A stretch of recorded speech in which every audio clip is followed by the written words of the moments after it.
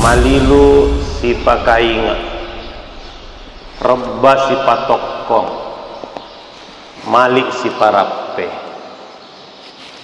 Lupa saling ingatkan, roboh saling membangunkan. Assalamualaikum warahmatullahi wabarakatuh. Alhamdulillahi wa kafa, wa salamun ala ibadihi alladzina istafa, ma ba'd.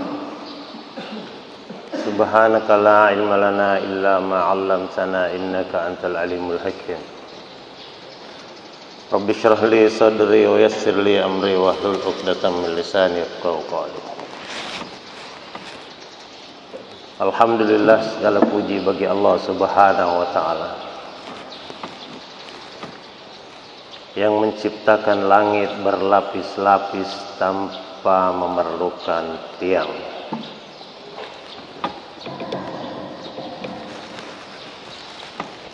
yang menghamparkan bumi berlapis-lapis tanpa memerlukan bulldozer, yang membentangkan 7 kolam lautan tanpa memerlukan terpal,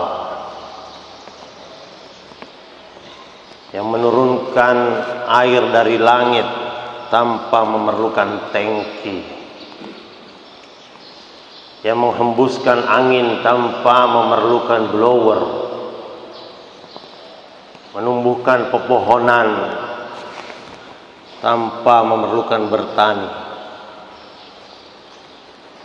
Dialah Allah Subhanahu wa taala yang menjamin rizki seluruh makhluknya.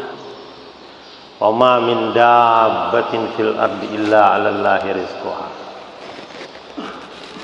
Hadirin jamaah subuh Masjid Al-Hidayah Makassar yang dirahmati Allah Subhanahu wa taala. Allah hadirkan kita di tempat ini dalam rangka saling ingatkan untuk siapkan bekal akhirat. Untuk saling ingatkan, malilu si pakainga, rebba si patokong, malik si parape. Lupa saling ingatkan, roboh saling membangunkan, hanyut saling menolong. Inilah maksud kita berkumpul dalam majelis ini. Saling ingatkan untuk siapkan bekal akhirat. Karena kehidupan di dunia ini sementara. Sekarang kita berjalan di atas bumi, tapi tidak lama lagi kita akan dipendam di bawah permukaan bumi. Sekarang ini dunia nampak nyata, akhirat cerita, tapi tidak lama lagi akhirat akan nyata dan dunia tinggal cerita. Akhirat ini dekat. Ada orang sore-sore masih duduk di beranda, malam-malam sudah berbaring di keranda. Kata Keuzeron almarhum, ada orang maghrib masih di dunia, isya sudah sampai di akhirat. Tidak lama dunia ini hadirin yang mulia. Maka kita harus saling ingatkan. Apalagi kita ini adalah saudara. Saudara bukan karena kantor KUA saya terima nikahnya Indok Tuo binti Kareng Nompo dengan mahar 70 tanduk tedong tunai sah, langsung jadi suami istri. langsung jadi ipar, langsung jadi mantu, langsung jadi mertua. Tapi persaudaraan seperti itu tidak lama. Bisa jadi hanya sebentar. Kalau bercerai, berhenti jadi suami istri, berhenti jadi ipar, berhenti jadi mertua. Bukan bersaudara karena satu partai. Kalau sudah pindah ke partai lain, udah nggak bersaudara lagi, sudah tidak dipanggil saudaraku. Bukan bersaudara karena sebangsa dan setanah air. Kalau dia pindah ke warganegaraan, sudah berhenti jadi saudara sebangsa dan setanah air. Tapi kita ini hadirnya mulia, bersaudara karena Allah Subhanahu wa taala yang mempersaudarakan. Innamal mu'minuna ikhwah. Orang iman itu bersaudara. Bahkan Rasulullah SAW juga menyampaikan, al-muslim akhul muslim. Orang Islam itu saudara atas orang Islam yang lainnya. Yang mempersaudarakan kita ini Allah, yang mempersaudarakan kita ini adalah Rasulullah. Sekarang perlu kita buktikan. Nabi sampaikan, la yu'minu ahadukum hatta yuhibba li akhihi ma yuhibbu li nafsi. Tidak beriman kamu sampai kamu mencintai saudaramu sebagaimana kamu cinta pada diri sendiri. Jadi kedatangan tamu itu kedatangan ujian iman untuk mengetahui kita ini bersaudara benar atau tidak. Hadirin yang mulia, sijito matua melebihkum kaiman yang hadir.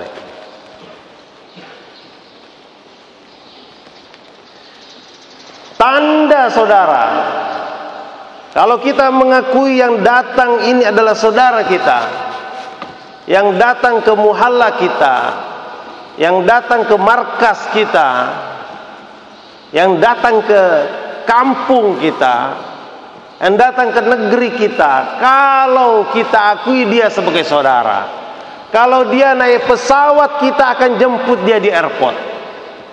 Kalau dia naik kapal laut, kita akan jemput dia di pelabuhan. Kalau dia naik kereta api, ada ke kereta api di sini? Sudah ada? Belum sampai kereta apinya di Hertasning. Kalau dia naik kereta api, kita jemput dia di stasiun. Kalau dia naik bus, kita jemput dia terminal. Itu kalau kita akui dia sebagai saudara. Kecuali dia datang naik Gojek, dia saudara saya jemput dia. Ini saudara. Innamal mu'minuna ikhwah. Hadirin yang mulia, ada 5 level persaudaraan yang dicatat baik-baik. Level pertama, level mukmin. Innamal mu'minuna ikhwah. Jadi orang beriman menerima saudaranya sebagai sama-sama orang iman, maka harga diri orang itu adalah harga diri dia. Mupakasiri artinya mupakasiri kak, mupacce kak. Harga dirinya harga diri saya, kehormatannya kehormatan saya. Kau ganggu dia artinya kau ganggu saya. Kau permalukan dia, artinya kau permalukan saya. Ini level mukmin. Ada yang dibawanya sedikit, level muslim. Level muslim, saudara se-Islam. Oh, kapan dia datang? Tanggal 24. Saya jemput dia. Itu kasih tahu mamamu, suruh siapkan sop kondro, suruh siapkan palumara. Itu kasur, bantal, bawa ke masjid. Tapi ini bapak lagi ada sibuk kerja di kantor, masih ada dagangan belum terjual, toko nanti saya tutup.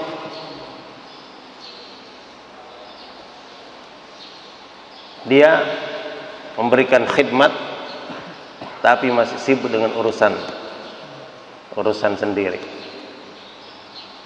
Level muslim. Ada di bawahnya lagi level maklum. Maklum, oh sudah datang. Jamaah dari mana? Oh dari Enrekang. Dari mana? Oh dari Polman. Dari mana? Oh dari Pengkajekne. Dari Pindrang. Dari mana lagi? Dari Tondong Buah. Mana dari Tondong Buah di sini? Ada orang? Oh, iya. Ada di mana? Ada di masjid. Oh iya, nanti saya ke masjid. Maklum. Sekedar tahu. Ada level di bawahnya lagi, bahkan di bawah sekali, level mungkir. 4M: mukmin, muslim, maklum, mungkir. Dari mana? Dia bukan saudara saya. Jangan masuk masjid saya. Itu Pak Jenggo yang kemarin datang kotor-kotori masjid saya. Nah, jangan suruh masuk sini. Suruh dia pergi. Dia tidak mengakui sebagai saudara, malah disuruh pergi. Ada yang begitu? Tidak ada di sini. Hanya di sini sering jadi korban.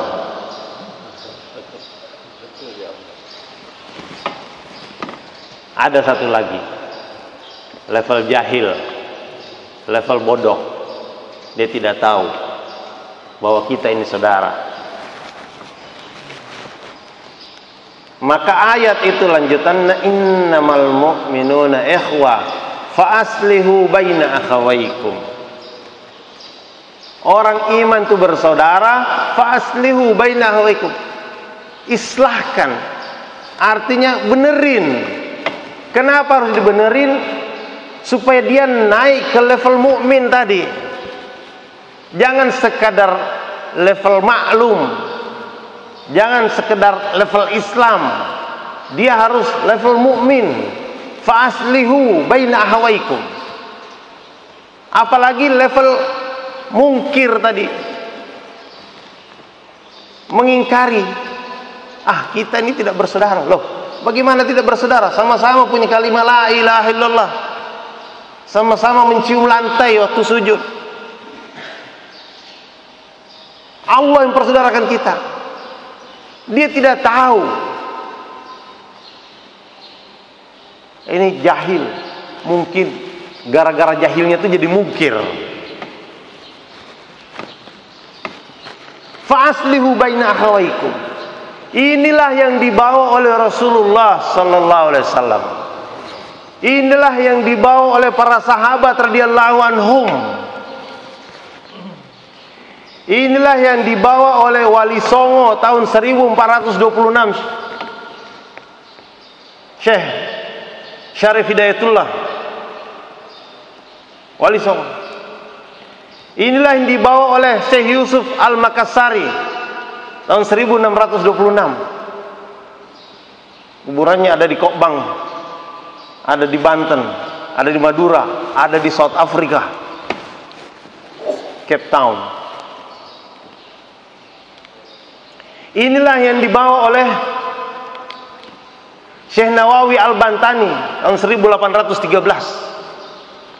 Inilah yang dibawa oleh Imam Lapeo tahun 1838. Inilah yang dibawa oleh Maulana Ilyas rahmatullahi alaih tahun 1885. Inilah yang dibawa oleh Imam Abu Hanif. Mana Ustaz Abu Hanif mana?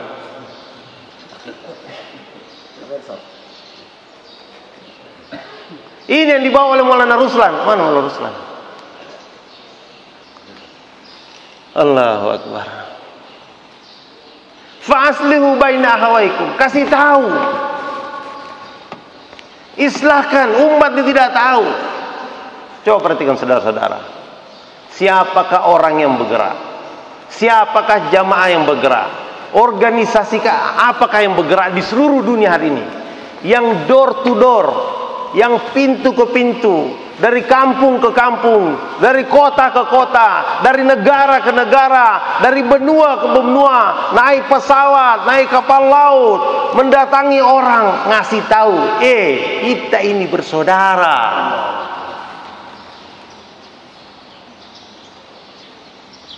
Faslu bainakum. Kita ini bersaudara, kita diikat dengan kalimat la ilaha illallah.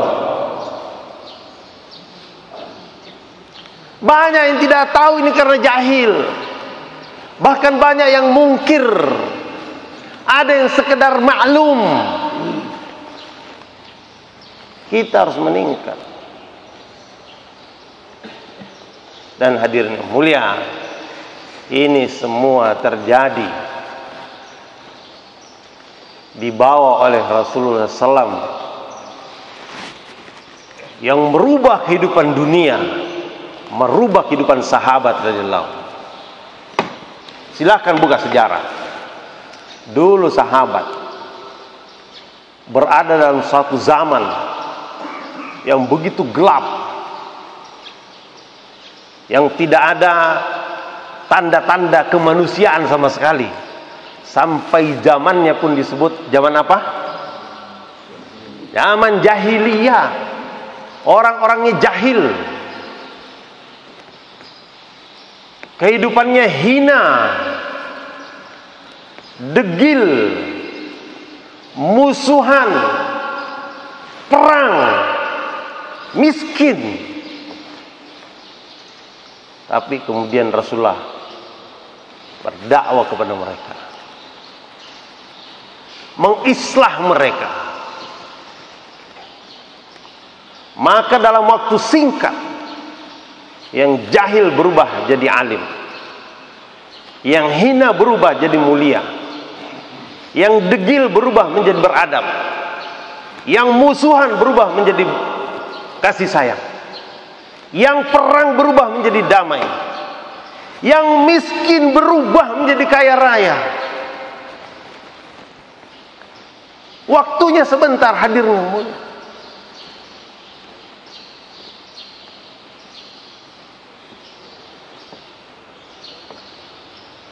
Mereka ini berubah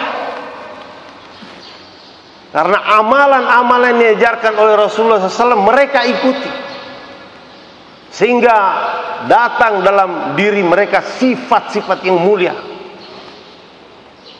Iman mereka sempurna, sholat mereka sempurna, ilmu mereka sempurna, zikir mereka sempurna, akhlak mereka sempurna, keikhlasan mereka sempurna, dakwah mereka sempurna. Siapa yang ingin ikut sahabat? Coba angkat tangan, siapa yang ingin ikut sifat sahabatnya? Ini kelihatannya lemah. Angkat tangan yang kuat. Saya ingin ikut sifat sahabat.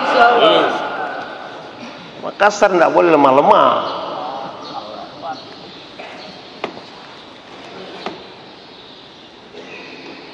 Iman mereka sempurna. Hadirin yang mulia, berubah. Allah rubah kehidupan mereka. Seorang datang mengadu kepada Nabi, ya Rasulullah, kami kena krisis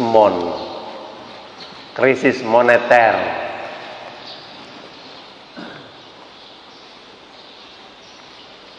Kalau di zaman sekarang krismon nggak bisa bayar kontrakan, nggak bisa bayar listrik. Itu pada saat tidak punya duit, tiba-tiba listrik berbunyi, tit, tit, tit, tit. Itu bunyinya sama dengan gada malaikat Zabaniyah dalam kubur itu. Pas tidak punya duit, listriknya bunyi. Krismon. Dia datang mengadu kepada Rasulullah, ya Rasulullah, kami kena krismon. Apa yang dilakukan Rasulullah? Rasulullah bukan kasih dia duit, nih duit kamu dagang di pasar. Rasulullah bukan kasih dia bibit, ini kamu tanam di kebun. Rasulullah bukan kasih kambing, ini kamu ternak di padang rumput. Tidak. Rasulullah bacakan ayat, wa'mur ahlaka bis sholah, perintahkan keluargamu sholat. Untuk mengatasi masalah ekonomi, Rasulullah suruh sholat. Mungkin dia sudah sholat. Bagaimana dengan istrinya? Mungkin istrinya sudah sholat. Bagaimana dengan anaknya, dengan cucunya?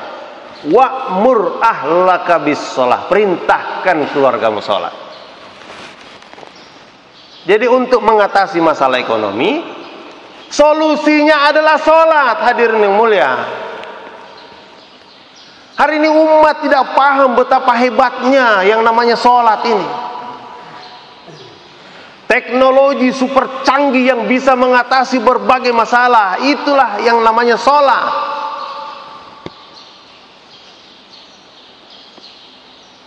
Hadirin yang mulia, kita tidak pandai hari ini menggunakan sholat sebagai alat untuk mengatasi masalah-masalah dalam kehidupan kita.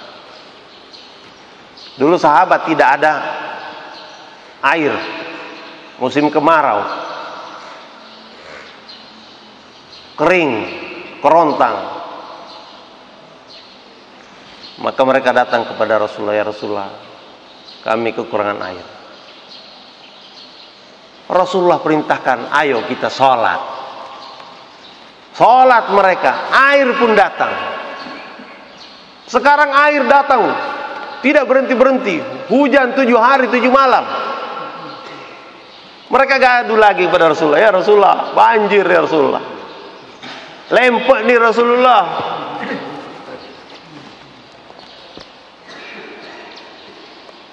Rasulullah ajak, mari kita sholat lagi. Selesai. Teknologi apa yang hari ini bisa mendatangkan hujan atau menghentikan hujan? Sholat ini super canggih. Sahabat Abu Hurairah sakit perut. Rasulullah bukan kasih dia diabetes, diatab, entrostop, bukan. Abu Hurairah kamu sholat. Sholat Abu Hurairah, berhenti sakit perut. Untuk masalah ekonomi, untuk masalah kesehatan, sholat. Hari ini kalau kita tanya pakar ekonomi, bagaimana cara untuk mengatasi masalah ekonomi di negeri kita? Apa jawab mereka? Kita harus membuka 1000 hektar sawah baru. Kita harus tanam 1 juta pohon. Kita harus cetak 1 miliar pinisi Nusantara. Itu masih permainan di bumi semua. Hadirin yang mulia, padahal Allah Subhanahu wa taala memberikan pengumuman kepada penduduk bumi. Wa fis samai rizqukum wa ma tu'adun. Di langit aku letakkan rizki kamu, dan apa-apa yang dijanjikan untuk kamu ditaruh di langit. Yang membuat kita hari ini susah hadirnya mulia, karena rizki itu ditaruh di langit, kita sibuk mencarinya di bumi. Barang itu ditaruh di atas, kita sibuk mencarinya di bawah. Yang naruh di atas itu Allah. Yang menciptakan rizki itu Allah. Terserah Allah mau taruh di mana. Seperti kita punya sepeda motor, kita mau taruh dalam kamar boleh, sepeda motor kita. Kita mau taruh di ruang tamu, terserah kita. Kita mau taruh di lapangan rumput, terserah kita. Karena itu motor kita. Ini rizki Allah yang ciptakan, milik Allah. Allah memberikan pengumuman, wa fis samai rizqukum. Aku meletakkan rizki kamu di langit. Dan Allah sayang, Allah berikan kepada kita kendaraan untuk naik ke langit, tangga untuk naik ke langit, eskalator untuk naik ke langit, lift untuk naik ke langit, roket untuk naik ke langit. Namanya sholat. As-sholatu mi'rajul mu'minin. Sholat ini mi'rajnya orang beriman.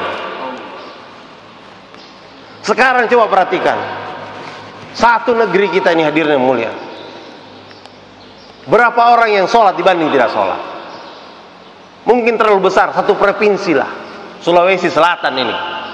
Berapa banyak yang sholat dibandingkan tidak sholat? Diperkecil lagi nih, Kabupaten Goa saja.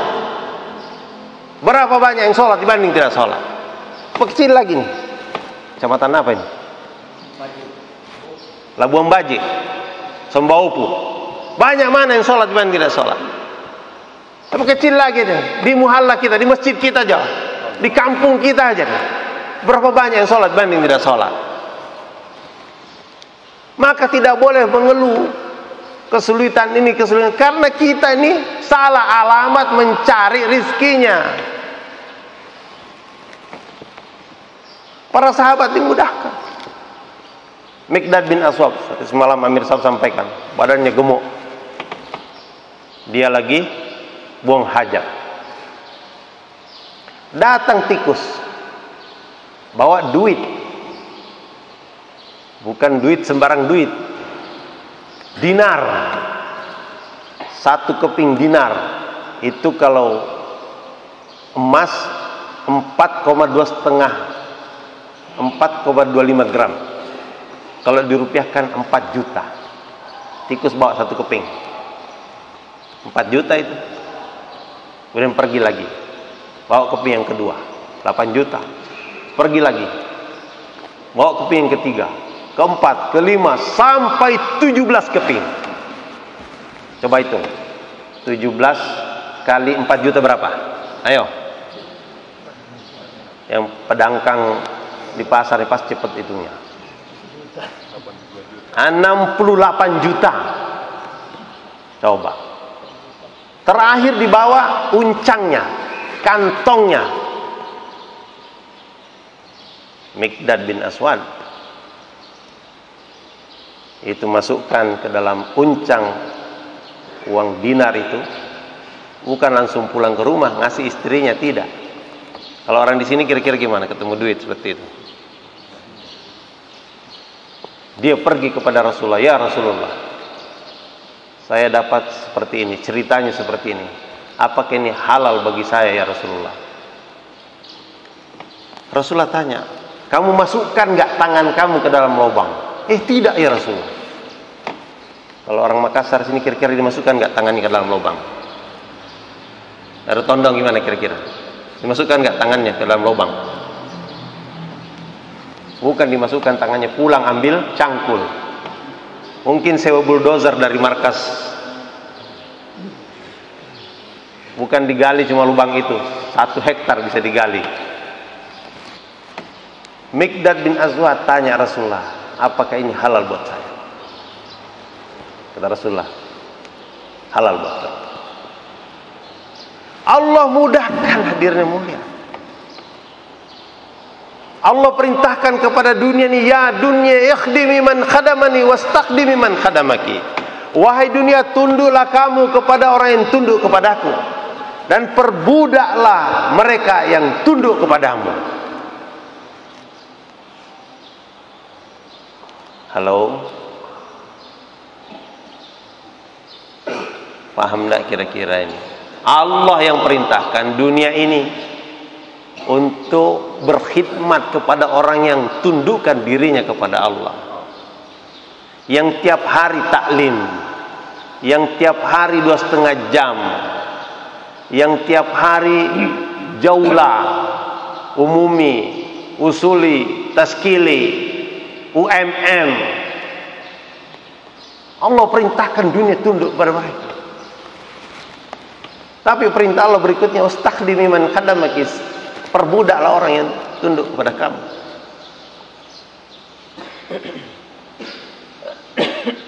Hadirin yang mulia, sejahtera kehidupan sahabat.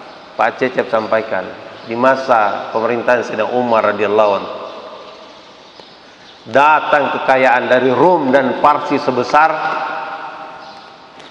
3 miliar dinar. 3 miliar dinar itu berapa? 3 miliar kali 4 juta sama dengan 12.000 triliun. 12.000 triliun itu bukan sedikit hadirin. Utang Republik Indonesia ini, satu negara ini, hanya 7.000 triliun. Sedikit. Masih lebih banyak uang sahabat, 12.000 triliun. Kalau kita pinjam uang mereka, masih sisa 5.000 triliun. Kalau uang sahabat 12.000 triliun itu dibagi-bagi kepada sahabat, jumlahnya 124.000.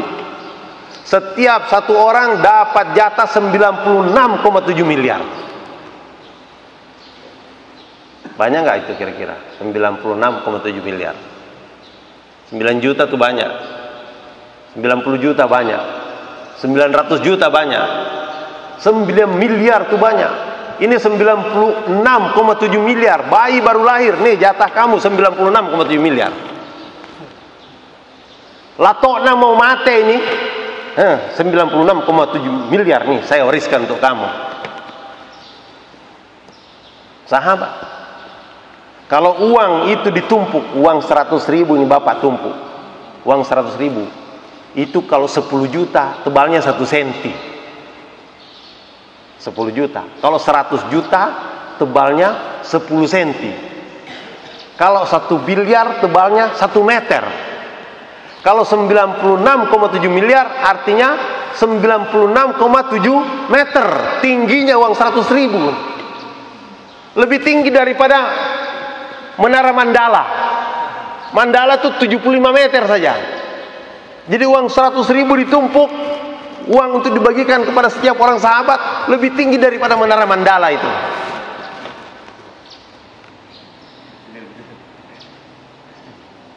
Coba pikir, sejahtera kehidupan mereka. Apa yang mereka lakukan sehingga kehidupan mereka bisa sejahtera seperti itu? Mereka tunduk taat kepada Allah Subhanahu wa taala. Hari-hari mereka dakwah. Hari-hari mereka jumpa manusia, sampaikan kalimat la ilaha illallah. Itu yang mereka lakukan. Mereka paham inilah sistem ekonomi langit. Hari-hari taat kepada Allah Subhanahu wa taala. Mengajak orang taat kepada Allah Subhanahu wa taala. Menghidupkan amal di rumahnya. Mengajak istrinya untuk keluarnya Allah Subhanahu wa taala juga. Hadirin yang mulia, iman sahabat pada masa itu luar biasa. Iman laki-laki sempurna, iman perempuan juga sempurna. Kadang-kadang iman perempuan lebih hebat lagi. Di masa perang Khandak itu kering kerontang. Salman Al-Farisi mengusulkan agar digali parit Berapa lebarnya parit itu? Dikatakan lebarnya parit 7 meter, dalamnya 5 meter. Sehingga onta itu kalau turun ke bawah atau kuda turun ke bawah tidak bisa loncat naik lagi. Panjangnya 8 kilometer. Dalam keadaan seperti itu, makanan susah. Seorang sahabat mengadu kepada Rasulullah, ya Rasulullah lapar. Dia perlihatkan di perutnya diganjal dengan batu. Maka Rasulullah diam saja, kemudian membuka juga ganjal perutnya. Ternyata di perut Rasulullah ada 3 batu yang ganjal. Seorang sahabat Jabir radhiyallahu anhu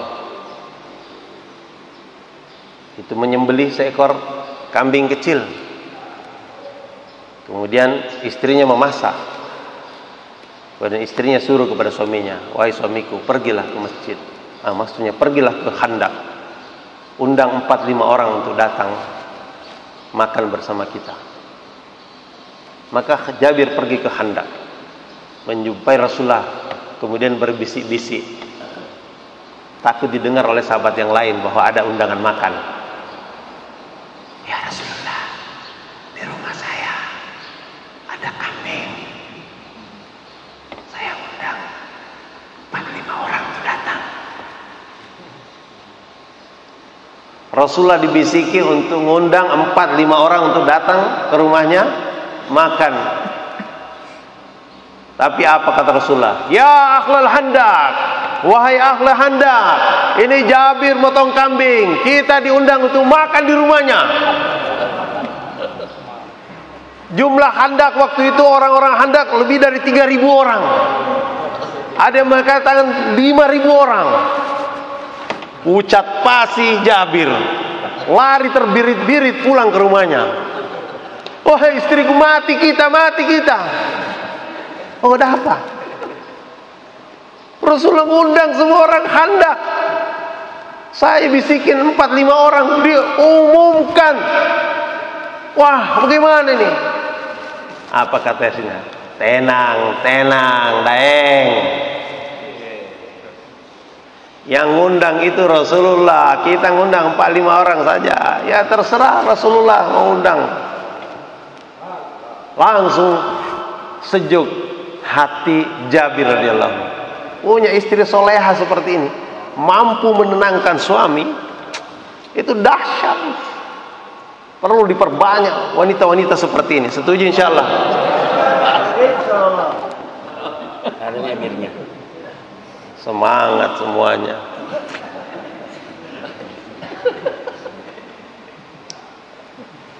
Jadi datanglah orang-orang Khandaq. Rasulullah minta pancinya, sini pancinya. Rasulullah sendiri yang berkhidmat, sendokin. Satu nampan demi satu nampan. Semua orang makan. 10 orang, 20 orang, 100 orang, 1000 orang, 3000 orang. Semuanya selesai makan. Dan Rasulullah kasih tahu Jabir, Bir, ini sudah selesai semua, ambil kembali. Jabir ambil kembali pancinya, dia buka, masih utuh dalamnya. Ketika ahli Khandaq pulang semua, Jabir masih sempat ngasih lagi kepada tetangga-tangganya di Madinah.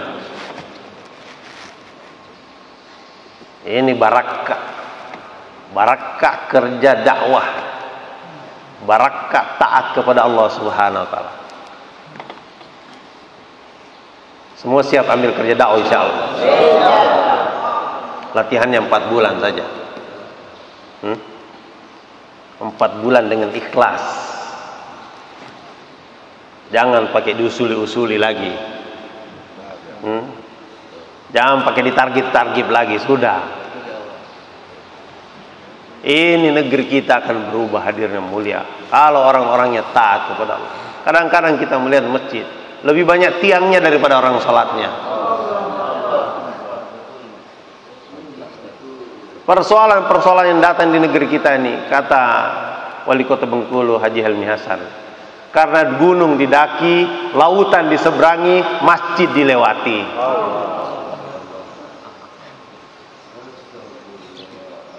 Kalau kita dipanggil polisi, sprint, taat betul, langsung mampir, gemeteran.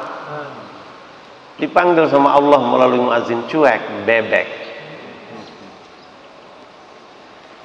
Allah, kita harus mengusahakan masjid kita sebagaimana Rasulullah mengusahakan masjid.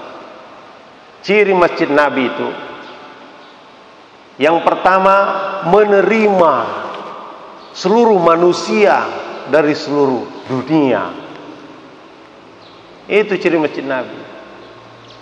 Orang dari Pangkajenek datang ke sana, dari Maros datang ke sana, dari Polman datang ke sana, dari Amerika datang ke sana, Eropa datang ke sana, semuanya diterima di masjid Nabi. Itu ciri pertama. Yang kedua, dari masjid Nabi dikeluarkan orang ke seluruh dunia. Maka kalau ingin masjid kita, muhalla kita diakui sebagai anak cabang masjid Nabi, maka masjid kita, muhalla kita harus menerima semua jamaah dari seluruh dunia juga. Bersedia hadirin? Dan keluarkan dari masjid kita jamaah ke seluruh dunia juga. Bersedia hadirin? Seperti nafas, keluar dan masuk, keluar dan masuk. Ini nafas begitu. Kalau bernafas hanya masuk saja, mati itu. Atau keluar saja, mati juga. Nafas itu keluar masuk. Ini ciri masjid Nabi. Dan masjid kita harus seperti masjid Nabi, sebagai magnet. Magnet itu narik orang-orang yang ada di sekitarnya. Lewat sedikit, ketarik masuk situ. Lewat sedikit, ketarik masuk di situ. Maka tim Istiqbal nih harus di servis, harus di training dengan betul. Berdiri di depan pintu pagar situ, menjelang waktu sholat, semua orang yang lewat disenyum-senyum, mari Pak mampir. Nah, ini Islam. Ini belum kita buat nanti. Pokoknya waktu sholat itu harus semua orang sudah berada di masjid. Saya dengan Haji Yunus nih pergi ke Somalia. Somalia itu negeri yang tidak ada pemerintahan, tidak ada cop paspor.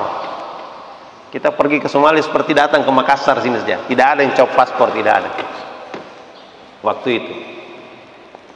Tapi ketika azan berkumandang, jangankan mobil, jangankan motor, jangankan sepeda, orang jalan kaki juga sudah tidak ada. Semua sudah berada di masjid.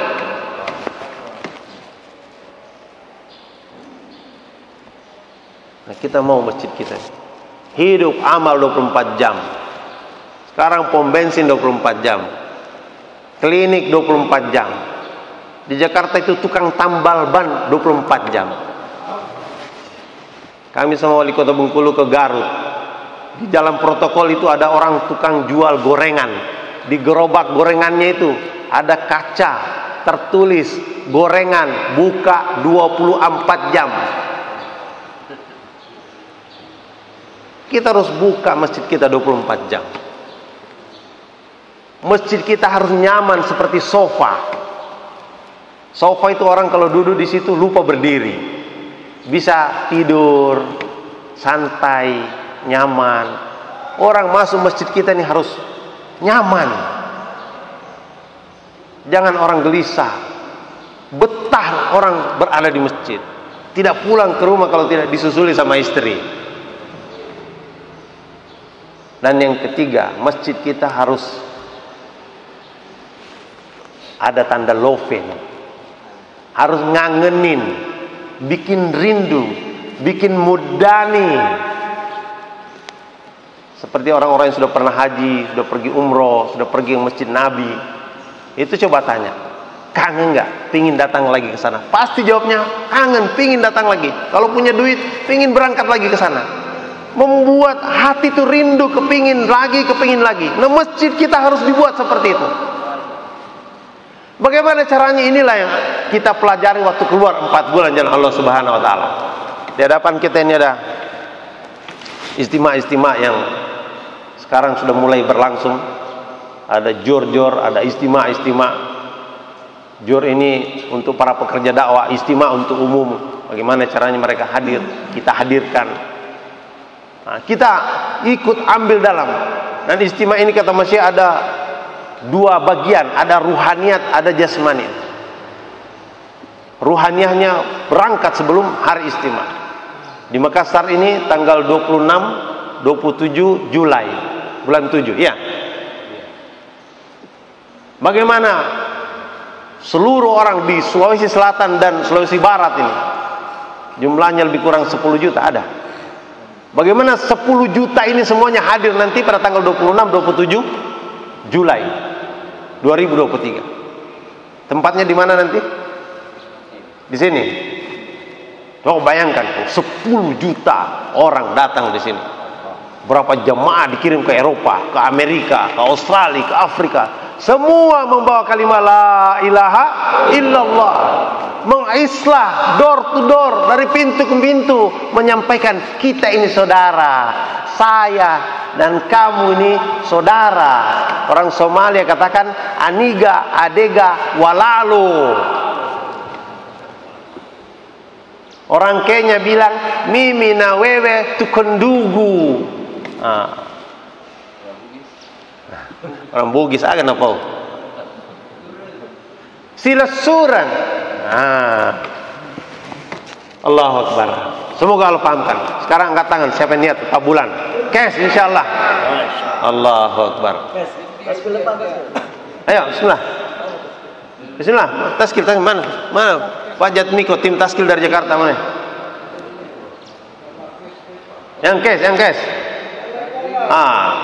Mari Pak, bismillah. Cash. Masya Allah, Amir Sab langsung taskil nih. Bismillah. Bismillah Pak, yang cash. Bukan mau dengar cerita-cerita, kita ini buktikan kita ini saudara. Ayo, mari Pak, bismillah. Nama Irwan. Ya, siapa nama? Irwan. Ya, ini Irwan. Ini Pak Haji Irwan nih. Ini? Siapa? Ridwan. Irfan. Oh, Ya, Irfan. Ayo, mari Pak, bismillah. Haji? Bismillah. Irwan. Haji Irwan. Syaril. Sahril. Allah kabul terima. Wah. Baru 3 orang Pak, satu jamaah. Siapa nama? Daeng Nando. Nandro. Bukan dari Nompo tadi ya. Ya, baru 4 orang Pak. Bismillah. Satu jamaah ini. Mungkin kurang kalau 4 bulan, mungkin mau 6 bulan, coba. 6 bulan. 6 bulan. Allah. Atau mungkin mau 1 tahun. Masya. Tidak mau 4 bulan ya 6 bulan, tidak mau 6 bulan ya 1 tahun. Ya, sebentar saja dunia ini hadirin. Ayo bismillah. Bismillah Pak, baru 4 orang ini. Ini tidak ada taskil 40 hari. Sekarang udah masanya 4 bulan. Sebentar lagi mau kiamat. Tadi imam sudah bacakan surah Al-Qiyamah. Awe. Mari Pak, bismillah. Baru pulang 4 bulan. Baru pulang 4 bulan, berangkat lagi 4 bulan. Masya Allah. Ayah hidayah lagi. Ya. Haji Mustari. Allah. Haji Mustari, Amir Sab. Allah kabul farman. Masya Allah. Mari Pak, bismillah. Mari Pak, 4 bulan Pak. Sebentar 4 bulan. Masya Allah. 120 kali sarapan. Sebentar itu. Ayo, bismillah. 4 bulan saja. Jangan malu-malu, Masya Allah. Tipu setan. Di rumah belum niat, sampai sini rubah niat. Setan tertipu. Hari ini kita ditipu terus sama setan. Hari ini kita tipu setan. Ayo, rubah niat. Siapa nama? Abdurrahman. Dari Pindrang. Abdurrahman Pindrang. Sini datang niat 40 hari. Di sini rubah jadi 4 bulan. Allah. Rubah lagi jadi 6 bulan. Weh, Masya Allah. Bismillah. Allah kabar. Setan geleng-geleng kepala. Kenapa ini saya ditipu di Makassar? Masya Allah. Ayo. Siapa lagi Pak? Dan jangan lupa aja istri, ya. Penting sekali. Ketahuilah 2/3 kekuatan dunia ini itu berada di tangan kaum perempuan. Kenapa? Karena perempuan didukung sama anak. Kalau ada voting, pilih bapak atau ibu, anak-anak pilih ibu. Jadi 2/3 kekuatan dunia ini ada di tangan perempuan. Maka perempuan ini harus diajak. Diajak apa? Diajak berkhidmat untuk agama, diajak fikir untuk agama. Setiap kali kita mau berangkat ke masjid, kasih tahu istri, indok becek, siapkan singkong rebus, saya mau bawa ke masjid. Siapkan serabak, pisang goreng, saya mau bawa ke masjid. Itu kalau kita ngomong sama istri, siapkan singkong rebus, pikirannya pikiran masjid. Tapi kalau kita ngomong sama dia, saya mau ke sawah, siapkan makanan, pikirannya pikiran sawah. Pikiran dunia. Siapa niat istrinya diajak dalam dakwah? Insyaallah. Yang belum punya istri, segera menikah hari ini. Ajak ibunya, ajak tantenya, ajak neneknya. Nah, kata Amir, ajak kalau belum punya istri, ajak neneknya, ajak tantenya. Bersedia insyaallah? Semoga Allah terima insyaallah. Jazakumullah. Subhanallah bihamdi, subhanakallah. Assalamualaikum warahmatullahi wabarakatuh. Waalaikumsalam.